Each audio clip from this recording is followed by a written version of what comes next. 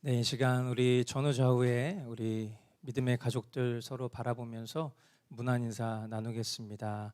한 주간 평안하셨습니까? 사랑하고 축복합니다. 인사 나누겠습니다. 네, 영상으로 우리 함께 예배하고 계시는 우리 성도분들 계신데요. 네, 우리 손을 들어서 우리 인사하도록 하겠습니다. 사랑하고 축복합니다. 예, 어제 밤에 우리가 언택트 기도회로 함께 얼굴을 보고 바로 또 본지라 되게 낯설지 않고 그러나 우리 지난 2주간 이제 비대면으로 이렇게 예배하면서 참 여러 가지로 또 어려움들이 있었지만 그럼에도 불구하고 주님이 우리의 기쁨의 이유가 되어 주셔서 우리가 낙심하지 않고 또다시 주님 앞에 예배할 수 있는 그 은혜의 시간 오늘 여러분들이 풍성히 누리실 수 있게 되기를 바랍니다. 이사야서 강해 이제 8번째 시간인데요. 굳이 이 제목을 제가 선정하고 싶진 않았지만 오늘 본문의 내용의 핵심이기 때문에 이 제목을 정할 수밖에 없었습니다. 개역개정 성경에는 화 있을진저로 이렇게 되어 있는 것이 이제 새번역 성경에 재앙이 닥친다라는 제목인데요. 이 제목의 말씀 가지고 이사야 5장 8절부터 30절까지 말씀 우리 함께 보도록 하겠습니다. 우리가 잠깐 지난 시간에 나누었었던 말씀들을 한번 돌이켜 보면 1절부터 7절까지 말씀을 통해서 이 포도원 노래라는 그런 제목으로 이사야 선지자가 하나님께서 행하신 일들을 찬양하며 송축하는데 그 가운데 하나님께서 가장 좋은 포도나무로 심으신 그것이 이스라엘이라고 했었죠. 가장 좋은 포도나무를 하나님의 그 포도원에 심었는데 그런데 열매를 맺는 것이 좋은 포도나무에서 좋은 포도가 맺혔어야 됨에도 불구하고 그리고 친히 하나님께서 키우시고 돌보심에도 불구하고 그 가운데에 들포도나무 품종이 좋지 않은 이런 잘못된 열매들이 맺히는 그 이유와 원인이 무엇이냐? 그것이 하나님 책임이냐? 아니면 하나님께서 이렇게 친히 심으시고 돌보심에도 불구하고 그 하나님의 영양소를 하나님의 돌보심을 그 하나님의 사랑을 저버리기를 즐거워하는 그 포도나무의 잘못이냐라는 그런 내용의 말씀들을 우리가 살펴봤었죠. 그리고 이제 이어지는 오늘 본문이 이 이스라엘이 하나님 앞에 어떤 잘못된 열매를 맺었는지 들포도를 어떻게 맺게 되었는지에 대해서 그들이 잘못한 죄목에 대한 말씀이에요. 이 말씀을 들으실 때에 여러분들 심령 가운데에 해당되지 않는 죄목이 있을 수도 있어요. 모든 것을 다 나의 죄로 여기고 비참함 가운데 빠지는 것을 주님은 우리에게 결코 원하시는 것이 아닙니다. 그러나 어떤 것들은 내가 직면하고 싶지 않아도 직면할 수밖에 없는 그런 이스라엘의 죄목과 동일한 모습들이 우리의 삶 가운데 있을 수 있기에 그것으로부터 돌이켰을 때 주님은 우리에게 아름다운 열매를 맺게 하실 것이다 라는 것을 우리가 사랑의 음성으로 들으시고 오늘 돌이키는 은혜가 있게 되기를 주님의 이름으로 축원드립니다. 8절부터 10절까지 말씀 보면 너희가 더 차지할 곳이 없을 때까지 집에 집을 더하고 밭에 밭을 늘려나가 땅 한가운데서 홀로 살려고 하였으니 너희에게 재앙이 닥친다. 만군의 주님께서 나의 귀에다 말씀하셨다. 많은 집들이 반드시 황폐해지고 아무리 크고 좋은 집들이라도 텅 빈 흉가가 되어서 사람 하나 거기에 살지 않을 것이다. 또한 열을 가리 포도원이 포도주 한 바트밖에 내지 못하며 한 호멜의 씨가 겨우 한 에바밖에 내지 못할 것이다. 이 말씀을 통해서 우리가 살펴볼 수 있는 이스라엘이 하나님 앞에 저지른 첫 번째 죄목은 바로 탐욕에 대한 것입니다. 그들은 필요 이상으로 자신들의 부동산에 관심이 많았어요. 본래 그들에게 땅은 세습재산입니다. 그죠?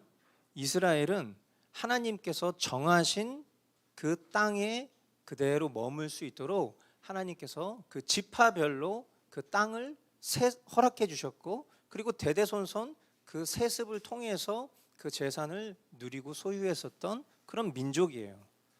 허락된 토지가 있고요, 그 땅에 살 지파들이 정해져 있던 셈이죠.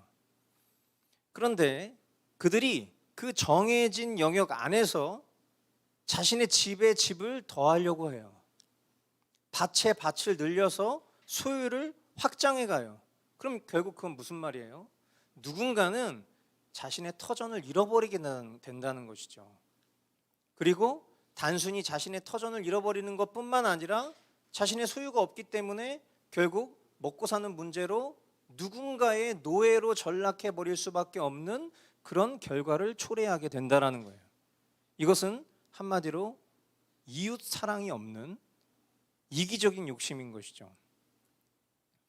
근데 이 모습을 보면 오늘날의 모습과 아주 흡사하다는 것을 우리는 느낄 수 있습니다. 대한민국이라는 이 좁은 땅덩어리 안에 엄청나게 많은 아파트와 주택들이 계속 세워지고 있어요. 제가 자료를 찾아봤더니 2021년 7월 기준으로 현재 공실이, 이 비어있는 호실이요, 1만 5천 호 정도 된다고 해요. 그렇게 생각해 보면 그렇게 크게 많이 남아있는 것 같지 않아요. 그런데 중요한 건 뭐냐면, 내 집으로 여기며 살아가는 사람들, 내가 내 돈으로 집을 사서 그 집이 내 집이다라고 생각하고 살아가는 사람은 터무니없이 적습니다. 대부분이 다 은행 빚이고요, 그리고 내 소유로 내 집의 가치를 인정하며 살아가는 사람들이 너무나도 부족한데 계속해서 집은 지어지고 있고 그 집들은 점점 텅텅 비어가고 있어요. 가난한 서민들이 내 집을 마련하기 위해서 매 정부마다 다양한 정책들을 내놓고, 지금도 많은 정당의 대선 후보들이 앞으로 이 부동산 문제를 어떻게 해결할 것인지에 대해서 다양한 공약들을 내세우지만 그것을 그렇게 신뢰하는 사람들은 많은 것 같진 않아요. 부유한 이들은요, 점점 더 법의 허점을 노려서 자신의 재산을 늘려가요.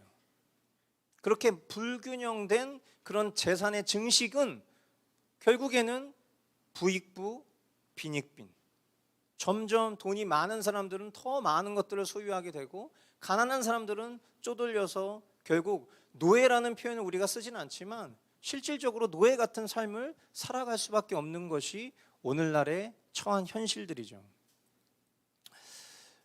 저는 원래 그런 거에 대해서 크게 관심을 두지 않았는데 미국 경제에 대해서 어느 순간부터 관심을 갖게 되면서 그 2000년 초반에 있었던 그 미국의 서브프라임 사태에 대해서 굉장히 공부를 하는 기회가 있었어요.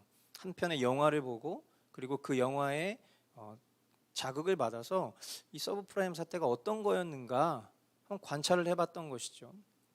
한마디로 우리가 지금 살아가고 있는 현실 똑같은 거예요. 내가 지금 한 달에 200만 원 버는데 거의 100만 원 가까운 돈을 빚을 내가지고 집을 사는 거예요. 그리고 거기에 매달 그런 이자를 막 쏟아붓죠. 우리는 이런 생각을 하는 거예요. 앞으로 나는 계속해서 200만 원을 벌 것이다. 앞으로 나는 200만 원 이상의 돈을 벌 것이다. 그러니까 지금 이 정도의 지출은 그렇게 과한 것이 아니다. 그렇게 빚을 내고 막 집을 사는 거죠. 투자를 하는 거죠. 리스를 하는 거예요. 그런데 그 안정된 직장은 우리가 살아가고 있는 모든 터전의 안전과 직결되어 있는데, 나라의 경제 자체가 무너지면 내가 안정적이라고 생각했었던 그 모든 것들이 하루아침에 날아갈 수 있는 거예요. 그럼 결국 앞으로 내가 감당해야 될 것들은 더 큰 빚으로, 더 큰 짐으로 나에게 찾아오게 되는 것이죠. 그런데 그것이 한두 사람의 문제가 아니라 나라 경제 전체가 그런 상황이 초래됐을 때 그 빚을 누가 떠안느냐는 거예요. 그것이 미국의 서브프라임 사태의 아주 중요한 핵심 같은 것인데, 이 전무후무한 경제 불황을 겪었던 미국이요, 지금도 여전히 위태위태한 또 다른 금융 위기의 그런 갈림길에 서 있어요. 그리고 뉴스에도 계속 많이 보도되지만 그런 미국의 어려운 시기를 겪고 있을 그때에 중국에서는 굉장히 많은 경제 성장이 있는 것처럼 보였죠. 그런데 그 성장이 표면적이고 영양가 없는 허구였다라는 반증이 최근에 헝다그룹의 파산, 여러분들이 관심 있는 분들은 아마 보셨을 거예요.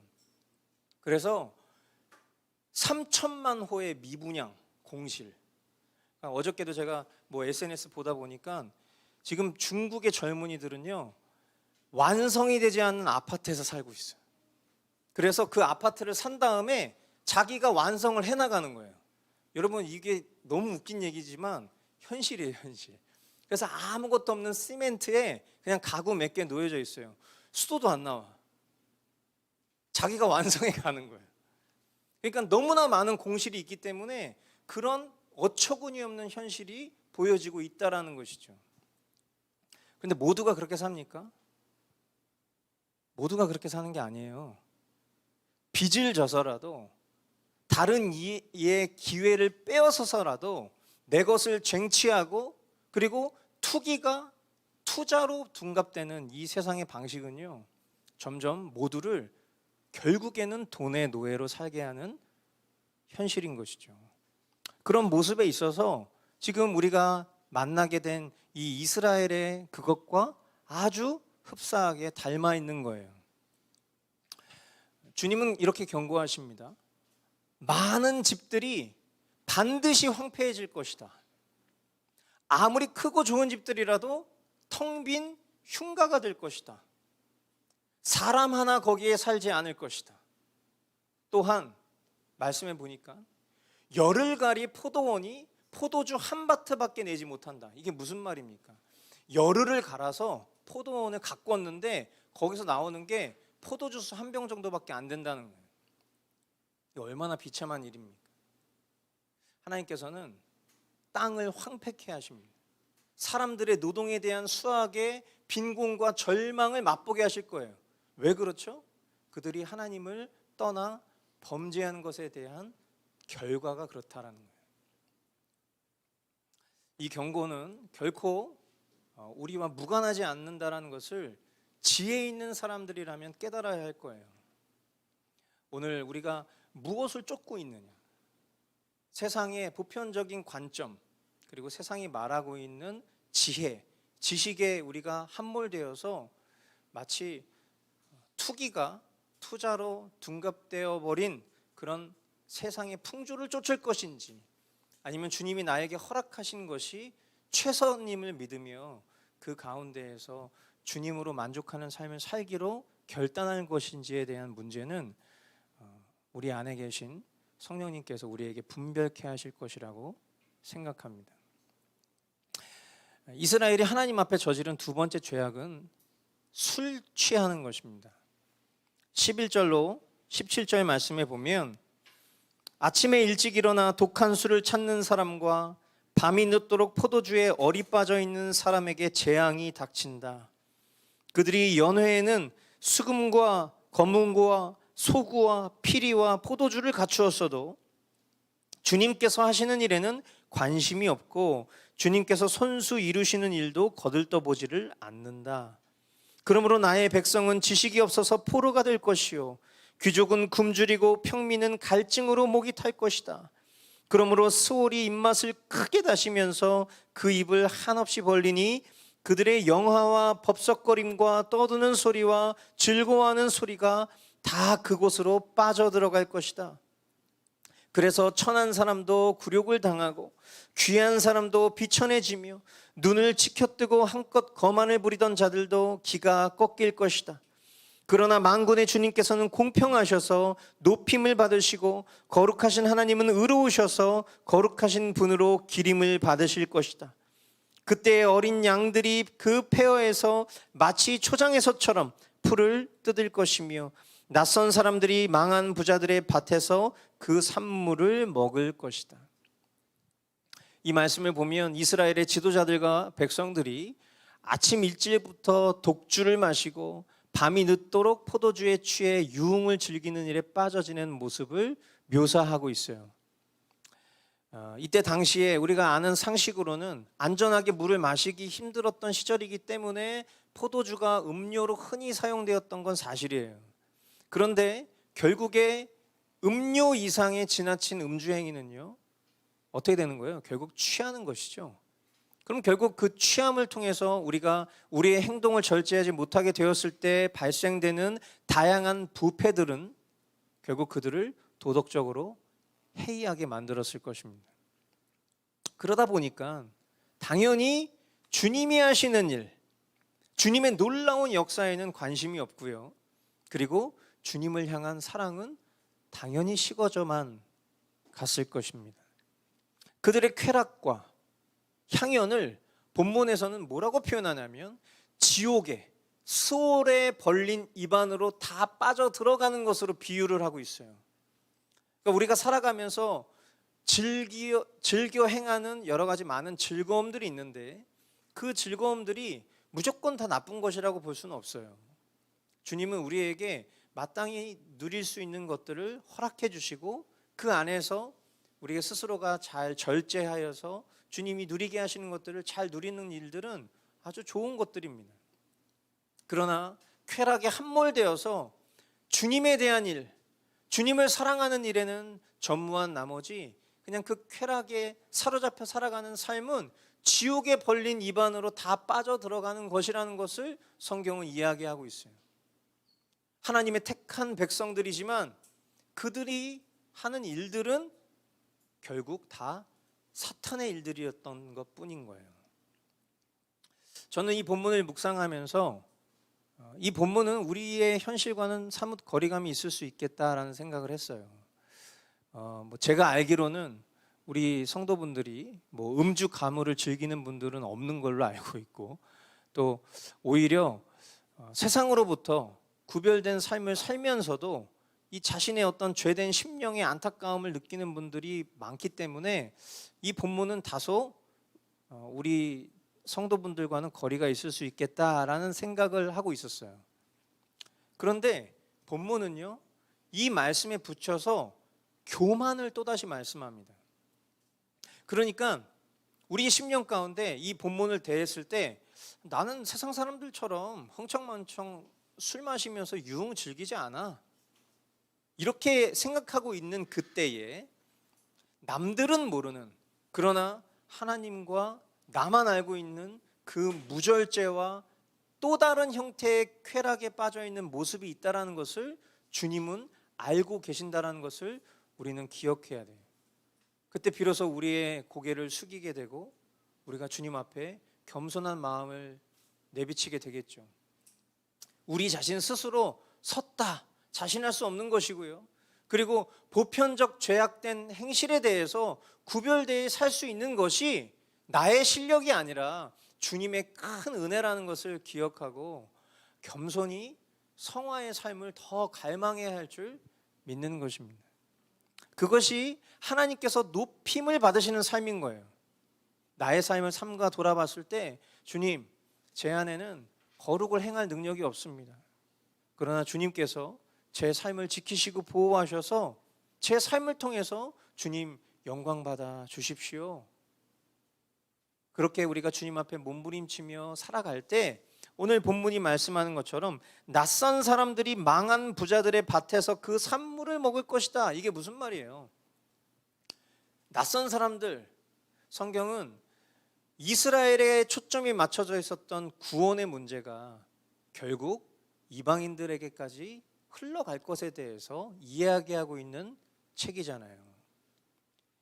부자들의 밭, 하나님의 거룩한 이스라엘 백성들이 그들의 허락된 것들을 자기의 것으로 여겨서 지금 망하고 있는 형태적 묘사를 부자들의 밭 이렇게 표현한 거죠. 그 부자들의 밭에서 낯선 사람들이 그 산물을 먹게 될 것이다. 결국 주님이 허락하시는 그 복음의 영광을 이들이 누리게 될 것이다 라는 거예요. 그러니까 우리가 이 말씀을 통해서 내가 하나님 앞에 거룩을 지켜 행하며 그 삶을 통해서 주님께 영광 돌리는 삶을 주님은 기뻐 받으실 뿐만 아니라 그 삶이 주님을 알지 못하는 누군가들에게는 주님을 알게 되는 그런 놀라운 역사로 이어질 것이다. 즉 복음의 증인된 삶을 말씀하고 계신 것이죠. 세상의 즐거움에 빠져서 주님의 일에 무관심한 삶을 살지 않고 구별된 삶을 통해서 주님의 일에 집중하고 주님 사랑하는 삶이 저와 여러분의 삶이 되기를 소망합니다. 아멘. 18절로 19절 말씀, 거짓으로 끈을 만들어 악을 잡아당기며 수레에 줄을 당기듯이 죄를 끌어당기는 자들에게 재앙이 닥친다. 기껏 한다는 말이 하나님더러 서두르시라고 하여라. 그분이 하고자 하시는 일을 빨리 하시라고 하여라. 그래야 우리가 볼 게 아니냐. 계획을 빨리 이루시라고 하여라. 이스라엘의 거룩하신 분께서 세우신 계획이 빨리 이루어져야 우리가 그것을 알 게 아니냐 하는구나. 이스라엘이 하나님 앞에 저지른 세 번째 죄악은요, 죄악을 행하면서도 하나님을 조롱하는 것입니다. 얼마 전에 요즘 화제가 되고 있는 오징어 게임을 봤어요. 그 내용과 소재에 있어서 사람들이 참 좋아할 만한 요소가 많구나.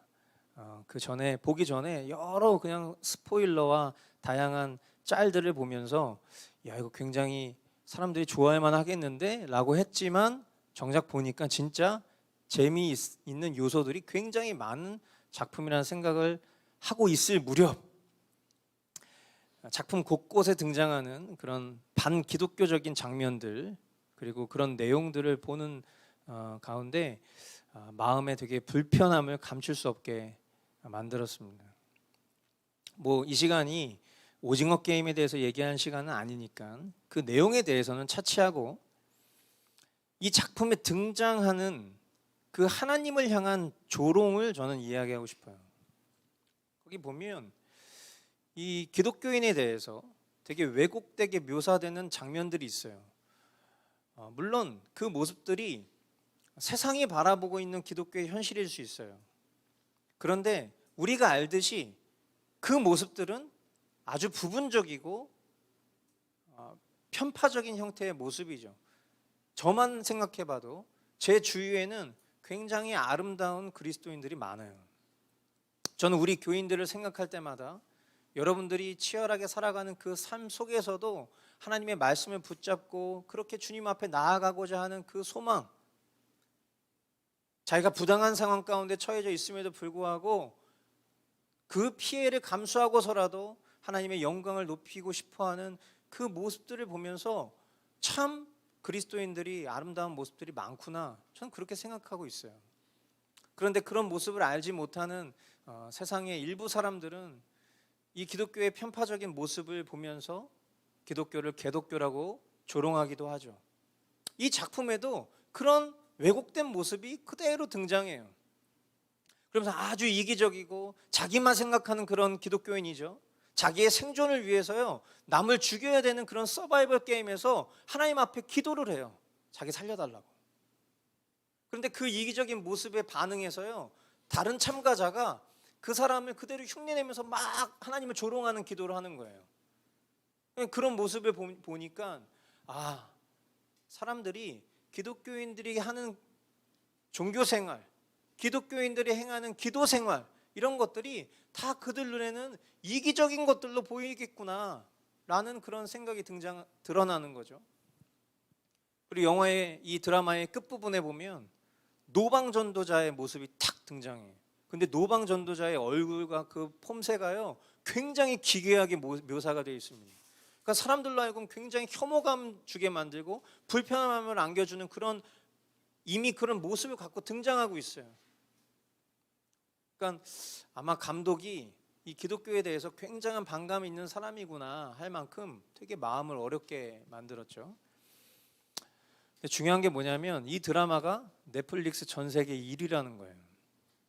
그러니까 이걸 보면서 많은 사람들이 이런 하나님을 조롱하는 듯한 그런 중간중간에 삽입되어 있는 영상들을 보면서 누군가는 통쾌해하고 또 누군가는 공감하고 하나님을 오해할 것이라는 생각에 참 비참한 마음이 드는 거죠.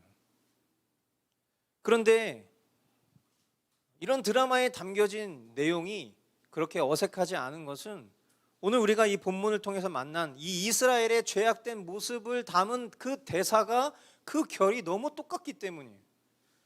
야, 하나님더러 서두르시라고 해. 아니, 그분이 하고자 하시는 일 때문에 그거 빨리 하시라고 해. 그래야 우리가 볼 게 아니냐.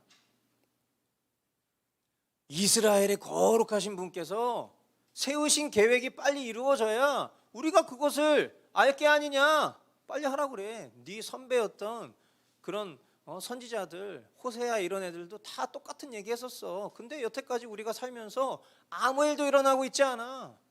그러니까 빨리 그 일들부터 빨리 이루셔야 지금 네가 하는 말도 이루어질 거 아니니. 지금 그렇게 조롱하고 있는 거예요. 하나님께서 심판을 더디하시는 이유, 그게 뭡니까? 우리가 잘 아는 것처럼 저와 여러분들이 죄를 짓고 살아도 오늘 그런 우리를 죽이지 아니하시는 그 이유는 우리로 하여금 끝까지 회개하여 돌아올 기회를 주고 계신 것뿐이에요.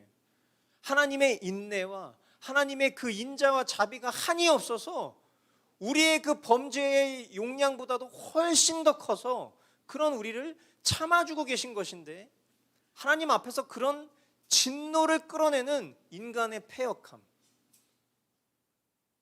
그러니까 우리가 인내하여도 누군가가 앞에서 계속 조롱하면 어떻게 해요? 내가 진짜 참는 거야. 더 나 건드리면 어떻게 될지 몰라. 더 이상 그만해. 뭘 그만해? 막 앞에서 이러면 어떻게 해요?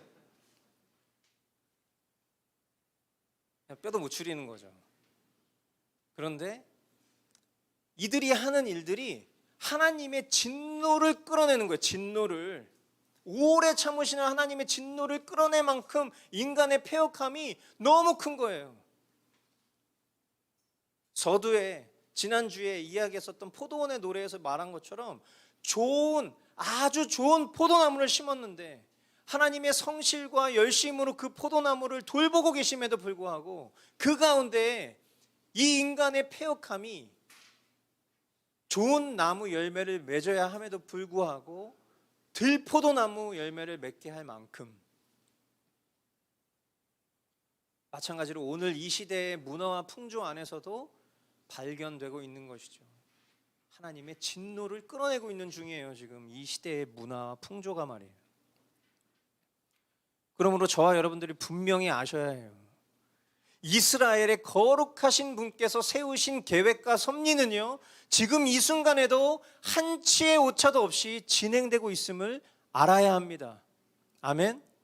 그리고 삼가 우리 자신을 더욱 돌이켜야 돼요. 우리가 조롱하는 이들을 향해서 주님의 인자와 사랑을 증거할 수 있어야 될 텐데 우리의 삶을 통해서 오히려 우리가 주님을 조롱하고 있지는 않은가.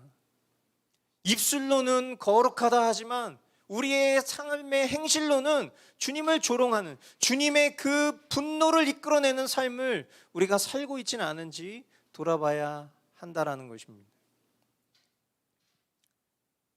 20절로 24절 말씀, 악한 것을 선하다고 하고 선한 것을 악하다고 하는 자들, 어둠을 빛이라고 하고 빛을 어둠이라고 하며 쓴 것을 달다고 하고 단 것을 쓰다고 하는 자들에게 재앙이 닥친다. 스스로 지혜롭다 하며 스스로 슬기롭다 하는 그들에게 재앙이 닥친다. 포도주쯤은 말로 마시고 온갖 독한 술을 섞어 마시고도 끄떡도 하지 않는 자들에게 재앙이 닥친다. 그들은 뇌물을 받고 악인을 의롭다고 하며 의인의 정당한 권리를 빼앗는구나. 그러므로 지푸라기가 불길에 휩싸이듯 마른 풀이 불꽃에 타들어가듯 그들의 뿌리가 썩고 꽃잎이 말라서 티끌처럼 없어질 것이다. 그들은 만군의 주님의 율법을 버리고 이스라엘의 거룩하신 분의 말씀을 멸시하였다. 죄악의 기준을 크고 작은 것으로 나눠서 큰 죄, 작은 죄. 여러분, 큰 죄가 있습니까? 작은 죄가 있어요? 죄는 크고 작은 문제가 아니라 있고 없음의 문제라고 그랬잖아요. 그런데 마치 큰 죄는 절대 져서는 안 돼. 조심해야 돼. 작은 죄쯤은 괜찮아.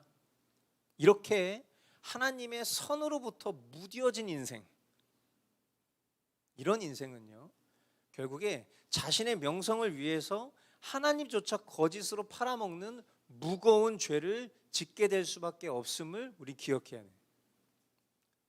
이스라엘이 하나님 앞에 저지른 네 번째 죄악은 바로 이런 선과 악을 바꾸는 도덕적 타락이에요. 악을 선으로, 선을 악으로 말하며 어둠 가운데 거하길 좋아하는 인생은요, 자신을 스스로 과장되어 일컬어서 뭐라고 말하는 거 하니 난 참 괜찮아, 그렇게 말은 하지 않을 수도 있어요. 그런데 속으로 그렇게 생각하는 거예요. 나는 너보다 나아, 난 꽤 괜찮은 사람이야. 그런데 이어지는 이스라엘이 하나님 앞에 저지른 다섯 번째 죄악이 뭐냐면요, 교만과 자기의예요. 그러니까 결국 이렇게 항상 죄는 그 결을 같이 하죠. 난 참 괜찮아 라고 생각하는 것이 결국 교만과 자기의로 드러나는 거예요. 여러분 한번 생각해 보십시오. 한 기독교인이 있어요. 그런데 이 세상의 풍조를 쫓지 않는 것이 구별된 그리스도인의 삶이라는 것을 지식적으로 알아요. 그런데 그것과 전혀 상관없이 드러나는 모습을 보면 세상 유의를 즐기는 것을 아무렇지도 않게 SNS에 올리면서 막 자랑해요. 광란의 밤에서 경험한 것들을 무용담처럼 늘어놓아요. 또한 돈 앞에 자신의 양심과 육체를 가차없이 팔아서 하나님이 만드신 창조 질서를 파괴합니다. 이 사람을 그의 말만 가지고 그리스도인이다 인정할 수 있겠습니까? 결국 칭의가 왜곡되는 거예요. 하나님이 우리를 의롭다 하신 거예요. 우리 자신에게 의롭다 할 만한 이유가 없음에도 불구하고 하나님 우리를 의롭다 하셨어요. 그런데 이 의롭다함을 받은 자가 마치 자기 스스로 자기의 실력인 마냥 자신을 의롭게 생각해서 나 정도 사는 거는 큰 일도 아니야, 다른 사람은 더 심하게 살아, 다른 사람 저 장로님은 저 목사님은 말로 표현할 수가 없어, 그 사람에 비하면 나는 꽤 괜찮은 편이야, 이렇게 칭의를 왜곡하는 거예요. 이게 이스라엘의 여섯 번째 죄악의 형태예요. 이런 인생의 결국이 뭡니까? 죄송한 얘기지만 말로 형용하기 힘든 지옥불로 계속 질주하는 인생이나 다름이 없는 거예요. 이런 삶의 원인이 뭐예요? 하나님을 경외하지 않는 거예요. 하나님 말씀을 받지 않고요, 그 뜻대로 살지 않았기 때문에 결국 이런 열매를 맺게 되는 거예요. 구약 교회였던 이 이스라엘 사회는요, 이런 우리가 앞에서 나열했었던 이 여섯 가지 죄악의 형태들처럼 거짓과 죄악이 너무 많았어요. 사람들은요, 하나님의 공의의 작정과 섭리를 전혀 믿지 않습니다. 선과 악을 바꿔서 잘못 판단했기 때문에 기준이 다 허물어졌어요. 그러면서도 자신들은 지혜롭다고 생각했고요, 그러면서도 자신들은 술을 즐겼고요, 그러면서도 뇌물이 많이 오가면서 그러면서 자기 자신을 난 참 괜찮아라고 생각했던 그런 사회였던 거예요. 하나님께서 이런 이스라엘 백성의 죄악들에 대해서 진노하셨어요. 이런 모습에 이사야 선지자는 화 있을진저 재앙이 닥친다, 이 말을 이 본문 안에 네 차례나 사용을 하는 거예요. 그러다 죽어, 그러다 지옥 가, 같은 결이죠. 사람의 죄의 결과가 하나님의 화와 진노라는 것을 저와 여러분들은 결코 잊어서는 안 될 것입니다. 마지막 25절로 30절 말씀. 그러므로 주님께서 백성에게 진노하셔서 손을 들어 그들을 치시니 산들이 진동하고 사람의 시체가 거리 한가운데 버려진 쓰레기와 같다. 그래도 주님께서는 진노를 풀지 않으시고 심판을 계속하시려고 여전히 손을 들고 계신다. 주님께서 깃발을 올리셔서 먼 곳의 민족들을 부르시고 휘파람으로 그들을 땅끝에서부터 부르신다. 그들이 빠르게 달려오고 있다. 그들 가운데 아무도 지쳐있거나 비틀거리는 사람이 없고 졸거나 잠자는 사람이 없으며 허리띠가 풀리거나 신발끈이 끊어진 사람이 없다. 그들의 화살은 예리하게 날이 서 있고 모든 활시위는 쏠 준비가 되어 있다. 달리는 말발굽은 부싯돌처럼 보이고 병거 바퀴는 회오리 바람과 같이 구른다. 그 군대의 함성은 암사자의 포효와 같고 그 고함 소리는 새끼 사자의 으르렁거림과 같다. 그들이 소리치며 전리품을 움켜가 버리나 아무도 그것을 빼앗지 못한다. 바로 그날에 그들이 이 백성을 보고서 바다의 성난 파도같이 함성을 지를 것이니 사람이 그 땅을 둘러보면 거기에는 흑암과 고난만 있고 빛마저 구름에 가려져 어두울 것이다. 이사야 선지자는 이 죄악된 이스라엘을 향한 심판으로 무서운 전쟁에 대해서 이렇게 묘사하고 있죠. 시적이며 이 서사적인 묘사의 예언의 말씀을 보고 있노라 하니 저는 요한계시록의 심판 계시가 떠올랐습니다. 성경의 계시가 모두 완성이 되었고 이제 우리에게 남겨진 것은 딱 한 가지의 계시만 남겨져 있어요. 그것은 최후 심판, 즉 예수 그리스도께서 다시 오시는 재림입니다. 예수님 언제 오실까요? 저와 여러분들이 잘 아는 것처럼 예수님은 언제 오실지 도둑같이 오신다고 하셨죠. 그러나 늘 준비하고 사는 사람들은요, 주님이 언제 오실지 분명 그 때와 시는 알 수 없으나 영적으로 느낄 거예요. 여러분, 오늘을 살아가고 있는 저와 여러분들이 주님 언제 오실까 질문해 보면, 마라나타 외쳐보면 언제 오셔도 이상하지 않을 마지막 때라는 것을 우리 모두는 다 느끼고 있어요. 그죠? 오늘 주님이 우리의 심령을 돌아보게 하시는 이스라엘의 6가지 죄목을 우리에게 말씀해 주셨어요. 이스라엘 앞에 직면에 있었던 엄청난 재앙과 심판의 목전 가운데 그들에게 끝까지 주님은 돌이키게 하시려고 그들이 어떤 죄목으로 살아가고 있는지에 대해서 조목조목 가르쳐 주셨어요. 역사적으로 이 일이 이미 이스라엘 역사 가운데는 성취된 일일지라도 이 계시의 말씀이 오늘 살아가고 있는 저와 여러분에게 전혀 무관한 말씀이 아니라는 것은 우리가 다 알 것입니다. 주님의 심판의 날이 임박해 있음을 우리 모두는 느껴요. 그러나 감사하게도 우리는 그 심판의 대상이 아니라 우리는 영원한 생명으로 주님이 인도하실 그 축제의 날을 기다리고 있는 하나님의 거룩한 백성입니다. 할렐루야. 그러나 우리가 그 하나님의 백성의 반열 안에 들어간다라는 것은 결국 우리의 믿음이 우리의 행함으로 실제적으로 입증되는 그런 참된 신자일 때 가능한 거예요. 주님은 우리에게 먼저 구원을 약속해 주셨어요. 그리고 그 이후에 하나님의 백성이 살아가야 될 마땅한 지침들을 우리에게 가르쳐 주셨죠. 너희들이 이 지침을 지키면 내가 너희를 구원해 줄 거야, 이렇게 말씀하신 순서가 아니라 너희는 내 백성이니 내 법을 지켜, 이렇게 하신 거예요. 인간의 시간 속에서는 참 헷갈릴 만한 일들이에요. 그러나 분명한 것은 내 믿음이 진짜 믿음인가 가짜 믿음인가, 내가 구원받을 만한 믿음인가 아니면 심판받을 거짓 믿음인가를 확인할 수 있는 것은 결국 오늘 나의 삶의 실제를 보면 아는 거예요. 우리 삶 가운데 이 이스라엘의 6가지 죄목을 보면서 하나라도 대입되는 것이 있다면 우리 지옥 가는 것입니까? 그 말이 아니에요. 진짜 하나님의 백성이라면 이런 죄목이 내 삶 가운데 있음을 애통해야 되는 거예요. 내가 하나님의 백성이 아니라면요, 이런 죄목을 아무리 나열한 듯 아까 이야기했던 것처럼 조롱하고 비난할 거예요, 하나님을. 아, 그래? 그럼 나 지옥 가겠네. 어떡하냐? 이럴 거라고요. 그런데 이 말씀을 들었을 때 막 심령이 막 쪼개지는 것 같은, 너무 괴롭고 고통스러운 마음이 우리 가운데 있을 수 있습니다.